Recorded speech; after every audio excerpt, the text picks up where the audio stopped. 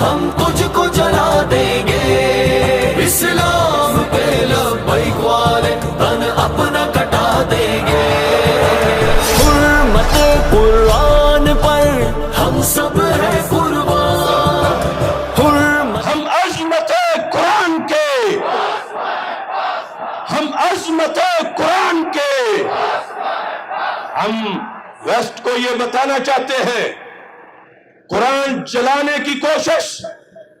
دنیا کی سب سے بڑی دہشت گردی ہے۔ مسلمان ہرگز ٹیررسٹ نہیں ہے، یہ قرآن سے جھگڑنے والے یہ ٹیررسٹ ہیں، اور جن حکومتوں کے اندر یہ کام ہو رہا ہے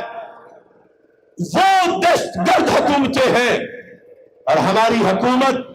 کو یہ مطالبہ کرنا چاہیے ان لوگوں سے کہ قرآن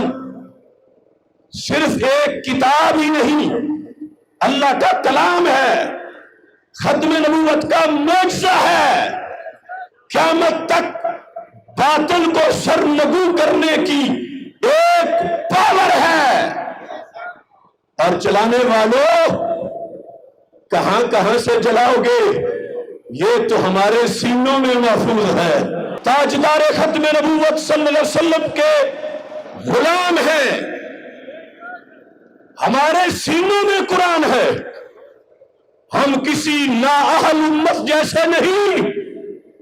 ہم آیتوں کی تجارت کرنے والوں جیسے نہیں، یہاں تو بچہ بچہ اپنے دل میں قرآن کا نور لیے ہوئے ہے۔ میں تحدیث نعمت کے طور پر ویسٹ کے گماشتوں کو یہ بتانا چاہتا ہوں، میں صرف اس پروٹیسٹ کے ذریعے ہی حفاظت قرآن کا آج علم نہیں بلند کر رہا، میں نے بچپن میں 7 مہینے میں پورا قرآن حفظ کیا تھا۔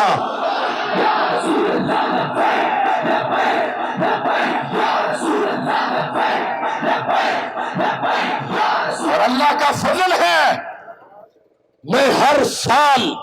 مصلی پہ کھڑا ہو کر تراویح میں پورا قرآن سناتا ہوں،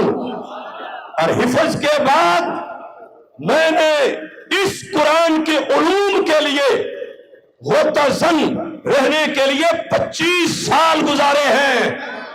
ہم صرف قرآن کے نعرے لگانے والے ہی نہیں،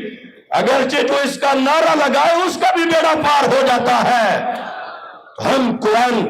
کے حافظ ہیں، محافظ ہیں، اور ہمارے آقا علیہ السلام کا فرمان ہے جو اس قرآن کو یاد کر لیتا ہے قرآن اس کی ہڈیوں اور گوشت میں شامل ہو جاتا ہے۔ لہذا جن لوگوں کی سوچ کمرشل ہے اپنی کتابوں اور ریولیشن کے بارے میں، وہ اپنے اوپر ہمیں قیاس نہ کرے، ہم اپنے کلیچوں سے اس کے ایک ایک حرف پہ پہرا دے سکتے ہیں، اور یہ سند ہے۔ ہمارے آقا علیہ السلام نے فرمایا ارجو ان اکون اکثرہم تابعا، قرآن مجید کے بارے میں بخاری میں فرمان ہے، فرم میرا معجزہ میرا قرآن ہے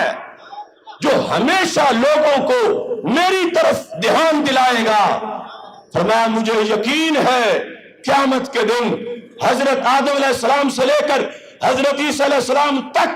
سارے نبیوں کی امتوں کے مقابلے میں میرے قرآن کا اکیلا فیض غالب نظر آئے گا۔